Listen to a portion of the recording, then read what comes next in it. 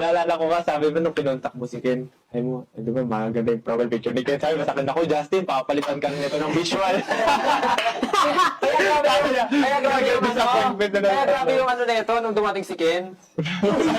Ako lagi dinigyan, wala akong gano'n Naalala niyo yun, di ba? Pero ko totoo yung sinabi sir, gano'n si Pablo. Wala akong ginawa ko.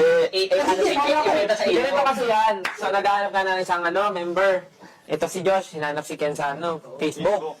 So, pagkakita ito, nagkikip-up cover to, ganyan. Tapos inasal niya, naku, Justin, yari ka na. Pag dumating ito, makapalitan ka na ng main visual. Tapos syempre kami, sa lalo na sabi, Google Pics ba yan? Sige, tingnan natin. Eh, itong Ken, hindi ko alam kung 5 hours ba itong naglakad sa kalsada nung araw na yun.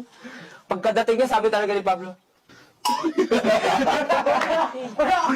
Totoo. Wala akong gano'n reaction. oo, ganyan reaction mo lang. Alam mo yung tingin siya, tapos ba? Nakakilala ko siya eh. Oo nga Kaya eh. nakikitado ko unang... Di ba nakasama ko yung amigo Oo mo? nga. Doon sa kumanta ko. Pero siguro dahil na Yung iba araw kasi na yun, parang naka-jacket siya, pero galing sa labas. Feeling ko kasi ang taas ng expectation mo na parang Kev, nakita mo na siya, tapos yung pag-hype pa nila, Josh, parang hindi ganyan, tapos nakita mo siya, sabi mo talaga, Kasi yung... hindi ko makakalimutan yun. Hindi ko Tuloy ng... Yung sinabi kay Totoo yan. Ano yung sinabi kay G22? Siguro ganito. Ito yung ano sinabi yung G22. ganyan, dumating si Ken, gumawa ka talaga. Nasa meeting room pa tayo nun. Sabi mo talaga, naka pa siya, pink na sweatshirt, naka-gray na jogging pants, tapos black yung bag niya na snapback. Gray. Iba ko yung green ata nun eh. Oo, kasi Blonde. Ambok, mga Blonde siya. brown. Orangey brown yung init. Galing sa init. Yung ano, yung kulay. Ganon. Kasi gulo-gulo yung buhok. Hindi, ano siya nung yung kimpi na ganun. Under ka. Very clear! Sobrang clear. Naalala ko doon.